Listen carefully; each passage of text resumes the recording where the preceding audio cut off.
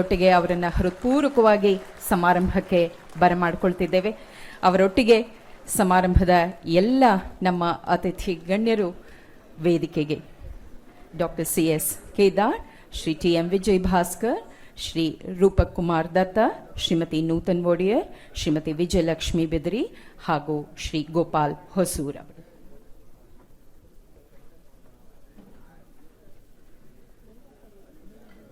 ಅಣ್ಣ ಅವರ ಕುಟುಂಬದ ಪ್ರತಿನಿಧಿಗಳಾಗಿ ವೇದಿಕೆಯಲ್ಲಿ ಶ್ರೀ ರಾಘವೇಂದ್ರ ರಾಜ್ಕುಮಾರ್, ಶ್ರೀ ಶಿವರಾಜ್ ಕುಮಾರ್ ಮತ್ತು ಶ್ರೀ ಪುನೀತ್ ರಾಜ್ಕುಮಾರ್.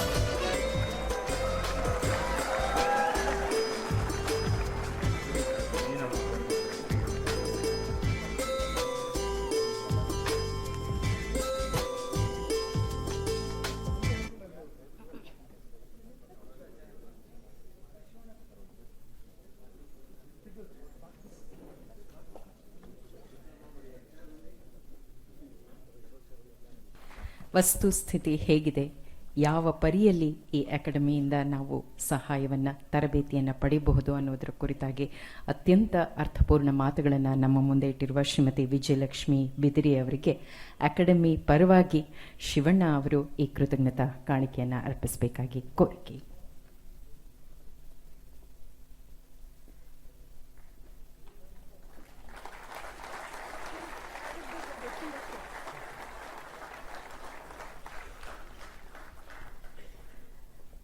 ಇನ್ನು ಮುಂದೆ ನಿಮ್ಮ ಮುಂದೆ ಕರ್ನಾಟಕದಿಂದ ಇವರು IRS ಆಫೀಸರ್ ಅನ್ನಿಸಿರುವಂತಹ ಪ್ರಪ್ರಥಮ ಮಹಿಳೆ. ಇವರೇ ಪ್ರಸ್ತುತ ಕರ್ನಾಟಕ ಮತ್ತು ಗೋವಾ ವಲಯದಲ್ಲಿ ಆದಾಯ ತೆರಿಗೆ ಇಲಾಖೆಯಲ್ಲಿ ಪ್ರಧಾನ ಮುಖ್ಯ ಆಯುಕ್ತರಾಗಿ ಕಾರ್ಯನಿರ್ವಹಿಸುತ್ತಿರುವ ನಮ್ಮ ಇಂದಿನ ಗೌರವಾನ್ವಿತ ಅತಿಥಿ ಶ್ರೀಮತಿ ನೂತನ್ ಒಡೆಯರ್.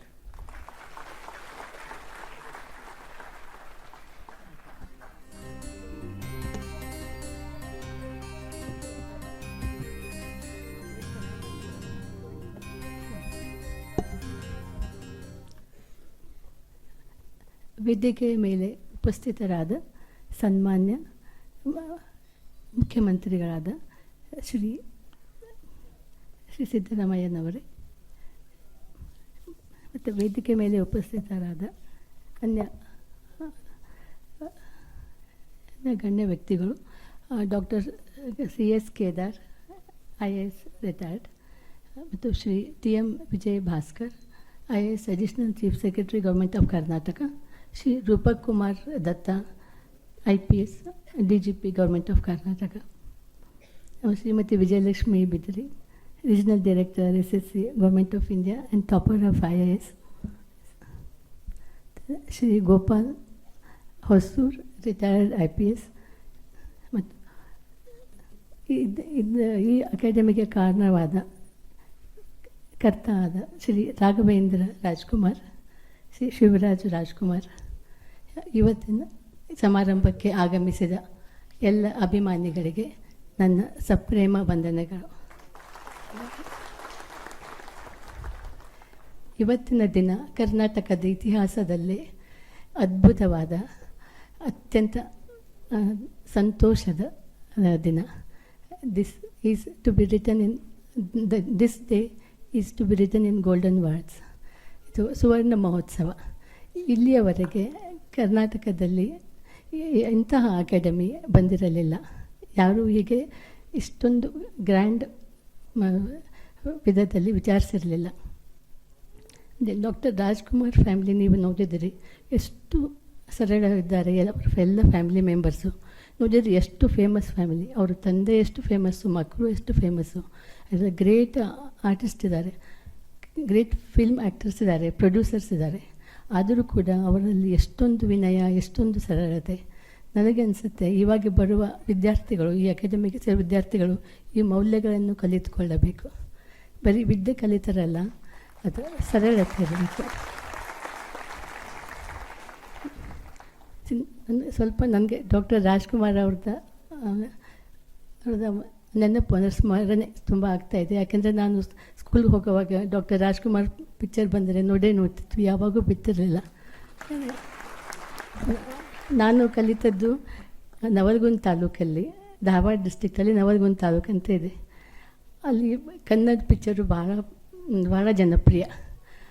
ಯಾವಾಗಲೂ ಹೊಸ ಪಿಕ್ಚರ್ ಬಂದರೆ ಊರಲ್ಲಿ ಕೂಡ ಅದರದ್ದು ಅನೌನ್ಸ್ಮೆಂಟ್ ಆಗ್ತಾನೆ ಇರ್ತಿತ್ತು, ನೀವು ಈ ಪಿಕ್ಚರನ್ನು ಮತ್ತೊಮ್ಮೆ ನೋಡಿ, ಮಗದೊಮ್ಮೆ ನೋಡಿ ಅಂತ.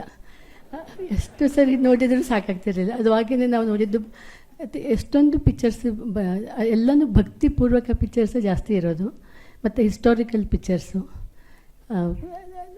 ಎಲ್ಲ. ಇದರ ಪಿಕ್ಚರಲ್ಲೂ ಒಂದೇನೋ ಒಂದು ಕಲಿಯೋದಕ್ಕಿರ್ತಾಯಿತ್ತು. ಎಲ್ಲದರಲ್ಲೂ ಮಾರಲ್ಸಿಗೆ ಪ್ರಾಧಾನ್ಯ, ಪ್ರಿನ್ಸಿಪಲ್ಸ್ಗೆ ಪ್ರಾಧಾನ್ಯತೆ ಇರ್ತಾಯಿತ್ತು. ಬಂಗಾರದ ಮನುಷ್ಯ ಪಿಕ್ಚರ್ ನೋಡುವಾಗೆ ಎಷ್ಟು ಜನ ನೋಡಿದೆ, ಎಷ್ಟು ಜನ ಹಳ್ಳಿಯಿಂದೆಲ್ಲ ಊರಿಗೆ ಬಂದಿರ್ತಾಯಿದ್ರು. ಬಂದವರೆಲ್ಲ ಎದ್ದು ನಿಂತ್ಕೊಂಡು ನಮಸ್ಕಾರ ಮಾಡ್ತಾಯಿದ್ರು ಡಾಕ್ಟರ್ ರಾಜ್ಕುಮಾರ್ ಸ್ಕ್ರೀನ್ ಮೇಲೆ ಬಂದರೆ. ನಿಜವಾಗ್ಲೂ ಅವರು ಬಂಗಾರದ ಮನುಷ್ಯನೇ ಆಗಿದ್ದರು. ಅವರಿಗೆ ಎಲ್ಲರೂ ದೇವತಾ ಮನುಷ್ಯ ಅಂತ ಕರೀತಾರೆ, ಯುಗ ಮಾನವ ಅಂತ ಹೇಳ್ತಾರೆ, ವಿಶ್ವ ಮಾನವ ಅಂತ ಹೇಳ್ತಾರೆ. ಮತ್ತು ಕರ್ನಾಟಕ ರತ್ನ, ನಟ ಸಾರ್ವಭೌಮ, ಗಾನ ಗಾಂಧರ್ವ, ಅವ್ರಿಗೆ ಎಷ್ಟು ಅವಾರ್ಡ್ಸ್ ಕೊಟ್ಟರು ಕಮ್ಮಿನೇ. ಅವರು ಅಂತ ಯುಗ ಪುರುಷ. ಯಾಕೆಂದರೆ ಅವರು ಅಂಥವ್ರು ಈ ಜಗತ್ತಲ್ಲೇ ಅಂಥವ್ರದ್ದು ನೀವು ಇನ್ನೊಬ್ಬರು ನೋಡೋಕ್ಕೆ ಸಿಗಲ್ಲ, ಅಂಥವ್ರು ಕೇಳೋಕ್ಕೂ ಸಿಗಲ್ಲ, ಇಂಥವ್ರು ಇದ್ದರಂತ ಕೇಳೋಕ್ಕೂ ಸಿಗಲ್ಲ. ಫ್ಯೂಚರ್ ಜನ್ರೇಷನ್ಗೆ ಗೊತ್ತಾದರೆ ಅವ್ರಿಗೆ ಆಶ್ಚರ್ಯ ಆಗುತ್ತೆ, ಇಂಥ ವ್ಯಕ್ತಿ ಈ ಭೂಮಿ ಮೇಲೆ ಇದ್ರ ಅಂತ. ಎಷ್ಟೊಂದು ಅವ್ರದ್ದು ಅಚೀವ್ಮೆಂಟ್ಸು, ಮತ್ತು ಎಷ್ಟೊಂದು ಸಿಂಪ್ಲಿಸಿಟಿ, ಎಷ್ಟು ಅವ್ರದ್ದು ವಿಶಾಲವಾದ ಹೃದಯ. ಅವ್ರನ್ನ ನೆನೆಸ್ಕೊಂಡ್ರೆ ಅನಿಸುತ್ತೆ ಅಂದರೆ ಇದ್ದರೆ ಹಾಗಿರಬೇಕು ಅಂತ. ಅವರು ಕನ್ನಡಗೋಸ್ಕರ ಕೂಡ ಎಷ್ಟು ಚಳವಳಿ ಮಾಡಿದರು. ಇವಾಗ ಗೋಕಾಕ್ ರಿಪೋರ್ಟ್ ನಂತರ, ಗೋಕಾಕ್ ರಿಪೋರ್ಟಿಂದ ಬೆಳಗಾವಿ ಟು ಬೆಂಗಳೂರು ಒಂದು ಚಳವಳಿ ಆಯಿತು. ಅವಾಗ ಅವರು ಅದನ್ನು ಅಗದಿ ಲೀಡರ್ಶಿಪ್ ತೊಗೊಂಡು ಅದರಲ್ಲಿ ಕನ್ನಡ ಲ್ಯಾಂಗ್ವೇಜನ್ನು ಕಂಪಲ್ಸರಿ ಮಾಡಬೇಕು ನಮ್ಮ ಸ್ಕೂಲ್ಗಳಲ್ಲಿ ಅಂತ, ಅದನ್ನು ಕಂಪಲ್ಸರಿ ಆಗೋದಕ್ಕೆ ಅವರು ಕಾರಣರಾದರು. ಅದಕ್ಕೆ ಗೌರ್ಮೆಂಟ್ ಮೇಲೆ ಪ್ರೆಷರ್ ತಂದು ಕನ್ನಡ ಭಾಷೆ ಬರೋ ಹಾಗೆ ನೋಡಿಕೊಂಡ್ರು. ಮತ್ತು ಅವ್ರಿಗೆ ಇನ್ನೊಂದು ಅವ್ರ ಹತ್ರ ಒಂದು ಗ್ರೇಟ್ ಕ್ವಾಲಿಟಿ ಇತ್ತಂದರೆ ಸೆನ್ಸ್ ಆಫ್ ಗ್ರ್ಯಾಟಿಟ್ಯೂಡು. ಎಷ್ಟು ಗ್ರ್ಯಾಟಿಟ್ಯೂಡ್ ಇತ್ತು ಅಂದರೆ ಎಷ್ಟೊಂದು ಮಾಡೆಸ್ಟಿ. ಅವರು ಪ್ರೊಡ್ಯೂಸರ್ಸ್ಗೆ ಅನ್ನದಾತರು ಅಂತ ಕರೀತಾಯಿದ್ರು. ಮತ್ತು ನಿಮ್ಮ ಫ್ಯಾನ್ಸ್ಗೆ, ಅಭಿಮಾನಿಗಳಿಗೆ ಅವರು ಅಭಿಮಾನಿ ದೇವರುಗಳು ಅಂತಿದ್ರು. ಅಭಿಮಾನಿ ದೇವರುಗಳು. ಅವ್ರು ಒಂದು ಸರಿ ಹೇಳಿದ್ರಂತೆ, ನಾನೇನು ದೇವ್ರನ್ನೇನು ನೋಡಿಲ್ಲ, ಆದರೆ ಅಭಿಮಾನಿಗಳಲ್ಲೇ ನಾನು ದೇವ್ರು ನೋಡ್ತೀನಿ ಅಂತ ಹೇಳಿದ್ರು. ಅಷ್ಟೊಂದು ಅವ್ರಿಗೆ ಅವರಲ್ಲಿ ಮಾನವೀಯತೆ ಮತ್ತು ಶ್ರೇಷ್ಠವಾದ ಗುಣಗಳು ಅವ್ರು ಅಳವಡಿಸ್ಕೊಂಡಿದ್ದರು. ಮತ್ತು ಇಂಥ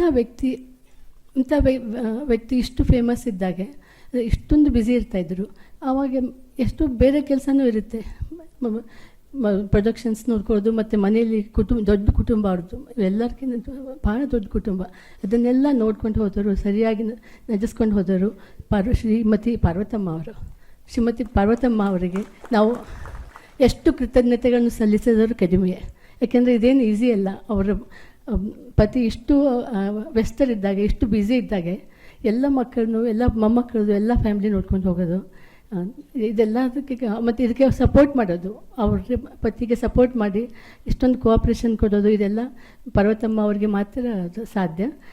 ಎಲ್ಲರೂ ಅವರಿಗೆ ಇನ್ನೊಮ್ಮೆ ರೌಂಡ್ ಆಫ್ ಅಪ್ಲಾಸ್ ಕೊಡಿ ಪ್ಲೀಸ್. ಇವಾಗ ತಾನೇ ಶ್ರೀ ರಾಘವೇಂದ್ರ ರಾಜ್ಕುಮಾರ್ ಅವರು ಮಾನ್ಯ ಮುಖ್ಯಮಂತ್ರಿಗಳಲ್ಲಿ ಒಂದು ವಿನಂತಿಸಿಕೊಂಡಿದ್ದಾರೆ. ಯಾಕೆಂದರೆ ಸ್ಕೂಲಲ್ಲಿ ನಾವು ಸ್ವಲ್ಪ ಅವೇರ್ನೆಸ್ ಬೆಳೆಸಬೇಕು ಅಂತ, ಪಾಠಶಾಲೆಗಳಲ್ಲಿ ಒಂದು ಲೆಸನ್ಸ್ ಕೊಡಬೇಕು. ಇದು ಎಕ್ಸಾಮ್ಸ್ ಹೇಗೆ ಮಾಡಬೇಕು, ಎಲ್ಲೆಲ್ಲಿ ಇರುತ್ತೆ, ಎಕ್ಸಾಮ್ಸ್ ಮಾಡಿದರೆ ಬೆನಿಫಿಟ್ಸ್ ಏನು ಅಂತ. ಇದು ಭಾಳ ಮುಖ್ಯವಾದ ವಿಷಯ. ಇದು ಇಲ್ಲಿವರೆಗೆ ನನಗೆ ಇದು ಯೋಚನೆ ಇರಲಿಲ್ಲ. ನಾನು ಬರೀ ಕೋಚಿಂಗ್ ಕ್ಲಾಸ್ ಇರಬೇಕು ಅಂದ್ಕೊಳ್ತಾ ಇದ್ದೆ. ಅದು ತುಂಬ ಒಳ್ಳೆಯ ಸಲಹೆಯನ್ನು ಕೊಟ್ಟಿದ್ದಾರೆ. ಅದನ್ನು ಸರ್ಕಾರ ಅದನ್ನು ಗಮನಿಸ್ತಾರೆ ಅಂತ ನನಗೆ ಗೊತ್ತಿದೆ. ಆ್ಯಕ್ಚುಲಿ ಏನಾಗಿದೆ ಅಂದರೆ ನಮ್ಮಲ್ಲಿ ಅವೇರ್ನೆಸ್ ಇಲ್ಲ. ಎಷ್ಟೋ ಜನಕ್ಕೆ ಗೊತ್ತೇ ಇರಲ್ಲ ಹಿಂಗೆ ಎಕ್ಸಾಮ್ಸ್ ಮಾಡ್ಬೋದು ಅಂತ. ಮತ್ತು ಈಗ ಎಕ್ಸಾಮ್ಗೆ ಒಂದು ಗ್ರ್ಯಾಜುಯೇಷನ್ ಇದ್ದರೆ ಸಾಕು. ನಾವೇನು ಡಬಲ್ ಗ್ರ್ಯಾಜುಯೇಷನ್ ಮಾಡಬೇಕು, PG ಮಾಡಬೇಕು ಹಾಗೆ ಏನೂ ಇಲ್ಲ. ಸುಮ್ಮನೆ ಒಂದು ಗ್ರ್ಯಾಜುಯೇಷನ್ ಇದ್ದರೆ ಸಾಕು, ಮಿನಿಮಮ್ ಕ್ವಾಲಿಫಿಕೇಷನ್. ಮತ್ತು ಅದು ಎಕ್ಸಾಮಲ್ಲಿ ಏನು ಎಕ್ಸ್ಪೆಕ್ಟೇಷನ್ ಇರುತ್ತೆ ಅಂದರೆ ಲಿಟಲ್ ಅಬವ್ ಎವರೇಜ್ ಇದ್ದರೆ ಸಾಕು. ಮೋರ್ ದ್ಯಾನ್ ಗ್ರ್ಯಾಜುಯೇಷನ್ ಲೆವೆಲ್ ಇರಬೇಕು, ಲೆಸ್ ದ್ಯಾನ್ PG ಲೆವೆಲ್ ಇದ್ದರೆ ಸಾಕು.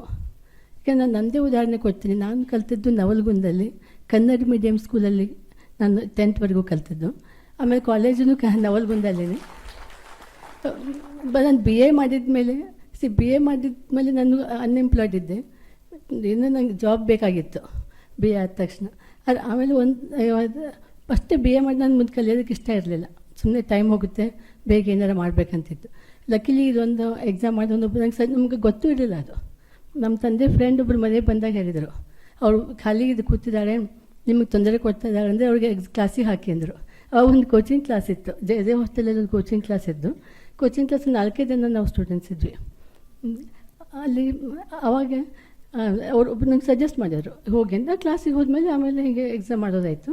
ಅದಕ್ಕೆ ಈ ಕೋಚಿಂಗ್ ಕ್ಲಾಸ್ ಇದ್ದರೆ ಎಷ್ಟು ಅಡ್ವಾಂಟೇಜ್ ಆಗುತ್ತೆ. ಎಲ್ಲರಿಗೂ ತಾವು ಮನೇಲಿ ತಾವೇ ಪ್ರಿಪ್ರೇಷನ್ ಮಾಡೋದಕ್ಕಾಗಲ್ಲ. ಅದಕ್ಕೆ ಕೋಚಿಂಗ್ ಕ್ಲಾಸಿಂದ ಜಾಸ್ತಿ ಜನ ಕರ್ನಾಟಕದವರು ಎಕ್ಸಾಮ್ ಮಾಡ್ತಾರೆ.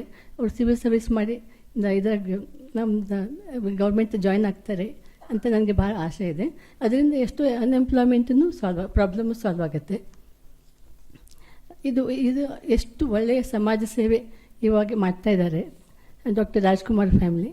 ನಿಮ್ಮೆಲ್ಲರ ವತಿಯಿಂದ ನಾನು ಅವರಿಗೆ ಹೃತ್ಪೂರ್ವಕ ಕೃತಜ್ಞತೆಗಳನ್ನು ಸಲ್ಲಿಸುತ್ತೇನೆ.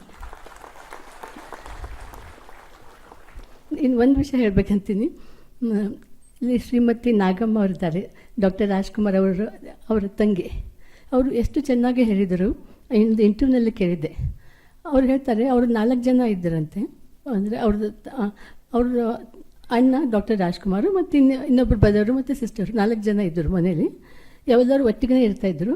ಅವ್ರು ಹೇಳ್ತಾರೆ, ನಾವು ಎಷ್ಟು ಹೇಗಿದ್ವಿ ಅಂದರೆ 4 ದೇಹ ಅಂದರೆ ಒಂದು ಆತ್ಮ ಇದ್ದಾಗಿದ್ವಿ ಅಂತ. ಅಷ್ಟೊಂದು ಪ್ರೀತಿಯಿಂದ ಅವರು ಬೆಳೆದಿದ್ದಾರೆ. ನಾನು ರಾಜ್ಕುಮಾರ್ ಫ್ಯಾಮಿಲಿಯವ್ರಿಗೆ ಅದನ್ನು ಕೇಳ್ಕೊತೀನಿ, ಈ ಅಕಾಡೆಮಿಯಲ್ಲಿ ಅವರು ಇಂಥ ವ್ಯಾಲ್ಯೂಸನ್ನು ಕಳಿಸ್ಕೊಡ್ಲಿ ಮಕ್ಕಳಿಗೆ. ಅವರಲ್ಲಿ ಎಷ್ಟು ಯೂನಿಟಿ ಇದೆ ಅದನ್ನು ನಮ್ಮ ಸ್ಟೂಡೆಂಟ್ಸ್ ತಿಳ್ಕೊಬೇಕು.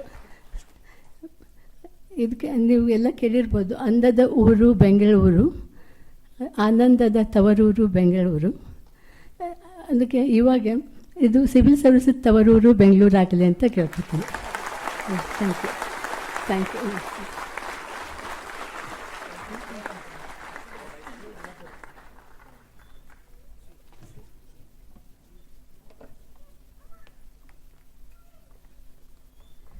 ತಮ್ಮ ನುಡಿಗಳಲ್ಲಿ ಒಂದು ಸ್ಮೃತಿ ಚಿತ್ರವನ್ನೇ ಸಾಧ್ಯ ಮಾಡಿಕೊಟ್ಟು ಸಾಕ್ಷಾತ್ ಅಪ್ಪಾಜಿಯನ್ನು ಎದುರೇ ಕಾಣುವ ಹಾಗೆ ಅನುಭವ ನೀಡಿದಂತಹ ಶ್ರೀಮತಿ ನೂತನ್ ಒಡೆಯರ್ ಅವರಿಗೆ ಹೃತ್ಪೂರ್ವಕ ಧನ್ಯವಾದಗಳು. ಅಕಾಡೆಮಿ ಪರವಾಗಿ ದಯಮಾಡಿ ಪುನೀತ್ ರಾಜ್ಕುಮಾರ್ ಅವರು ಈ ಕೃತಜ್ಞತಾ ಕಾಣಿಕೆಯನ್ನು ಅವರಿಗೆ ನೀಡಬೇಕಾಗಿ ಕೋರಿಕೆ.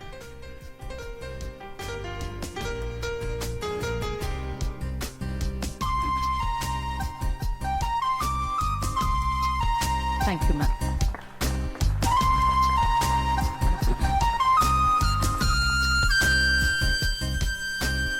ಬಂಧುಗಳೇ, ಮುಂದಿನವರು IIT ಕಾನ್ಪುರ್ನ ಕೊಡುಗೆ.